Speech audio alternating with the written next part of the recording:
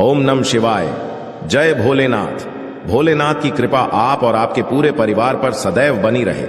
दोस्तों, बहुत समय से आप लोगों के प्रश्न आ रहे हैं कि शाम की पूजा का सही समय क्या होता है। शाम को दीपक जलाना चाहिए और दीपक जलाते समय किस नियम का पालन चाहिए।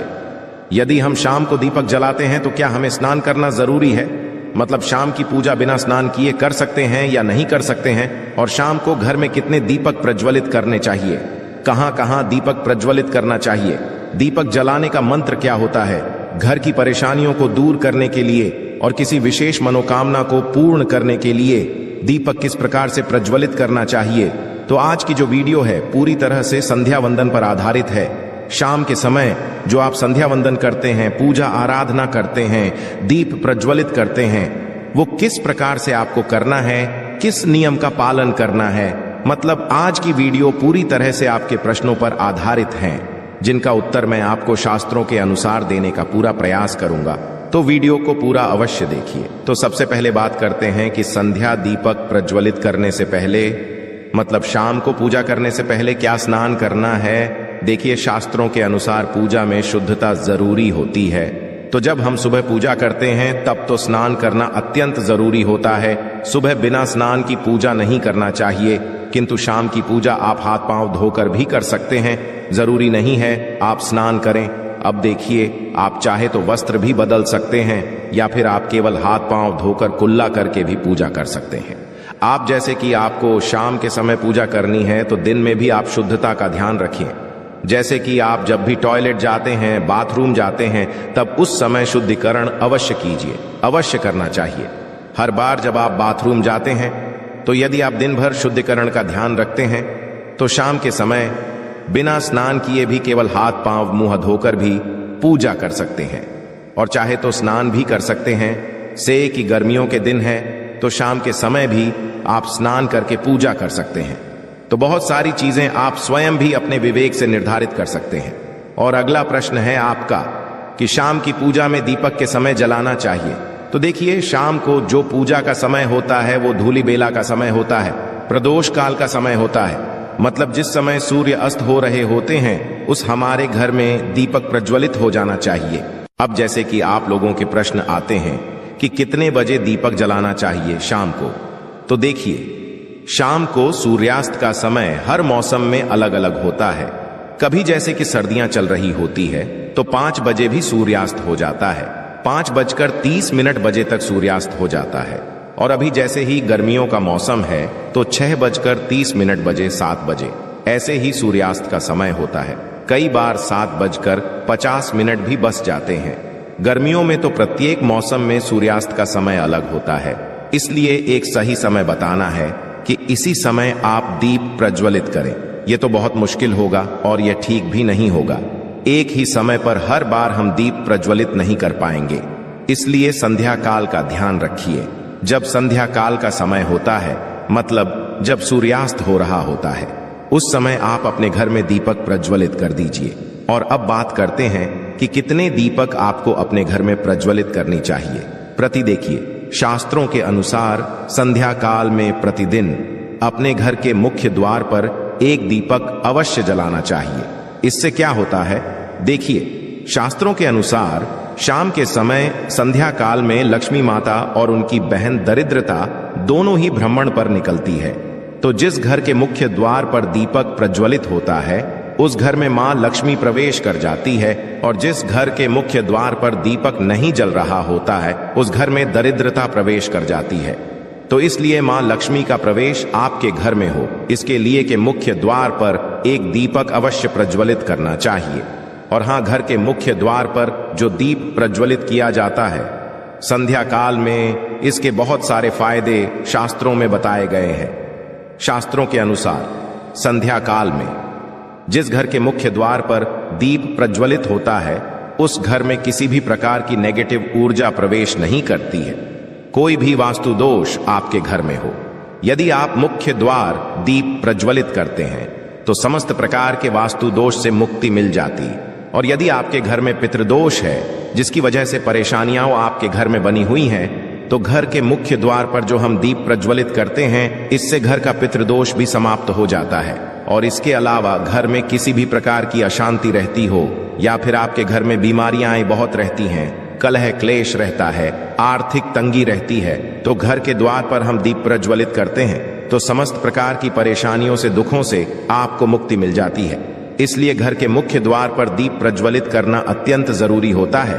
तो शास्त्रों के अनुसार घर के मुख्य द्वार पर एक दीपक अवश्य ही होना चाहिए। और बात करें दूसरे दीपक की, तो दूसरा दीपक आपको अपने घर की तुलसी के पास प्रज्वलित करना चाहिए।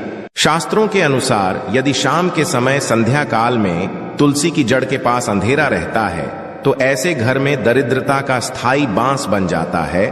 और जिन घरों में के समय तुलसी के पास दीप प्रज्वलित किया जाता है, ऐसे घर में स्थिर लक्ष्मी का वास होता है। श्री हरि विष्णु सहित महालक्ष्मी ऐसे घरों में वास करती है। तो प्रयास करना चाहिए कि शाम के समय तुलसी के पास एक दीपक अवश्य प्रज्वलित करें। बात करें अगले दीपक की, तो शाम के समय अपने घर के ईशान कोर में, मतलब जहां पर भी आपने अपने घर का मंदिर बनाया हुआ है, उस स्थान पर घर के मंदिर में एक दीपक अवश्य प्रज्वलित कीजिए। तो 3 तक आपको प्रतिदिन अवश्य प्रज्वलित करने चाहिए। और यदि आप तीनों दीपक प्रतिदिन प्रज्वलित करते हैं तो विश्वास रखिए आपके घर की बहुत सारी परेशानियां स्वतः ही समाप्त हो जाती है।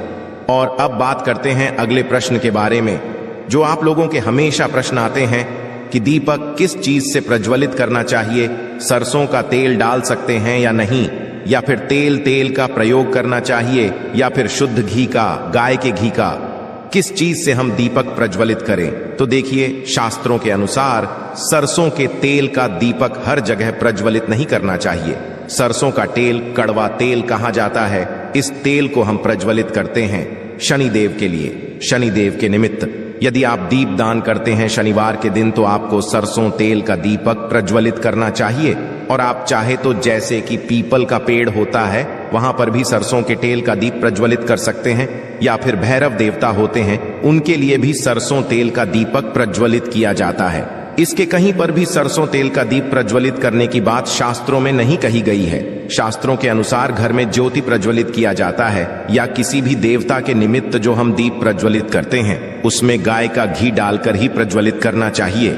अब देखिए, ऐसे समय में जबकि गाय का शुद्ध घी नहीं मिल पाता है तब हमें क्या करना चाहिए। तब आपको गाय के घी के नाम पर जो भी घी मिल जाता है या फिर शुद्ध घी मिल जाता है उसका प्रयोग कर सकते हैं। या आप चाहे तो तिल के तेल का दीप प्रज्वलित कर सकते हैं।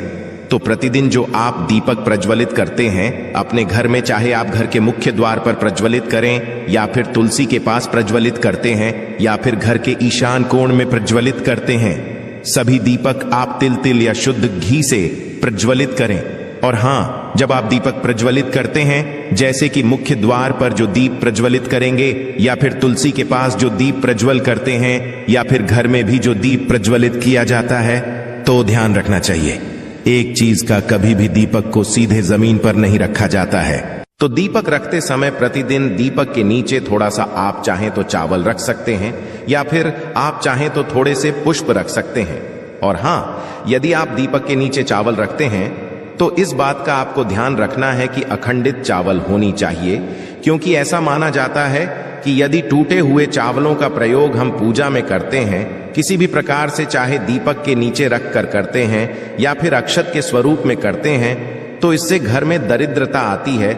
इसलिए अखंडित चावल होने चाहिए। यदि आप दीपक के नीचे रखते हैं तो, और जैसे कि कई लोगों के प्रश्न आते हैं कि प्रतिदिन जो दीपक के नीचे हम चावल रखेंगे तो उस चावल का अगले दिन क्या करना चाहिए। तो अगले दिन वो चावल उठाकर आप पक्षियों को डाल दीजिए, पक्षी उसे खा जाते हैं। और घर में जो आप ईशान कोण में दीप प्रज्वलित करते हैं, मतलब घर के मंदिर में जो दीपक प्रज्वलित किया जाता है, उस दीपक को आप किसी पात्र में भी रख सकते हैं। जैसे कि एक छोटी सी प्लेट ले लीजिए, उसी प्लेट में दीपक रख दीजिए और उस दीपक को हम प्रज्वलित करते हैं। मतलब घर के मंदिर में जो दीपक प्रज्वलित करेंगे वो आप किसी पात्र में भी रख सकते हैं, किंतु सीधे जमीन पर आपको कोई भी दीपक नहीं रखना है। इस बात का ध्यान रखिए। और आपका अगला प्रश्न है कि शाम की पूजा करते समय किस मंत्र का जप करना चाहिए। दीप प्रज्वलित करते समय दीप जलाने का मंत्र क्या होता है। तो देखिए, दीप जलाने का मंत्र मैं आपको बता देता हूं। आप यदि जप सकते हैं तो अवश्य जपिए। किंतु यदि आप ये मंत्र नहीं भी जा पाते हैं, तब भी शाम के समय जब आप दीपक प्रज्वलित करते हैं, उस समय आप किसी भी मंत्र का जप कर सकते हैं। जैसे कि आप चाहे तो माता रानी के किसी मंत्र का जाप कर सकते हैं। आपके कोई इष्ट देवता हो तो उनके मंत्रों का भी जप कर सकते हैं। दुर्गा चालीसा का, हनुमान चालीसा का पाठ करते हुए भी आप दीप प्रज्वलित कर सकते हैं। मतलब देखिए, जरूरी नहीं है कि आप दीपक जलाने वाला मंत्र ही पढ़ेंगे।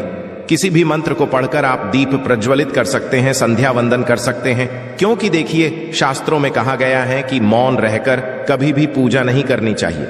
जो भी कर्म होते हैं वो मंत्रोच्चारण के साथ ही संपूर्ण किए जाते हैं, इसलिए मंत्रोच्चारण जरूरी है। कोई भी मंत्र जपते हुए आप पूजा कर सकते हैं, संध्या वंदन कर सकते हैं, किंतु दीपक जलाने का जो शास्त्रों के अनुसार मंत्र है वो मैं आपको बता देता हूं। ध्यान से सुनिए। मंत्र है शुभम करोति कल्याण, आरोग्य धन संपदा, शत्रु बुद्धि विनाशाय। अब दीपिका या नमो स्तुति दीपों ज्योति परम ब्रह्मा दीपो, ज्योति जनार्दन आदि को हरतु में पापन संध्या नमोस्तुते। इस मंत्र दीपक प्रज्वलित करते समय करने से कहा जाता है कि सभी प्रकार के पापों से मुक्ति मिल जाती है और दीप देवता जो होते हैं वो हमारे जीवन में प्रकाश करते हैं। तो बहुत आसान है। यह मंत्र यदि आप लोग नियमित पढ़ेंगे तो निश्चित ही आपको याद हो जाएगा और दीपक प्रज्वलित करते समय आप बिना देखे भी पढ़ पाएंगे।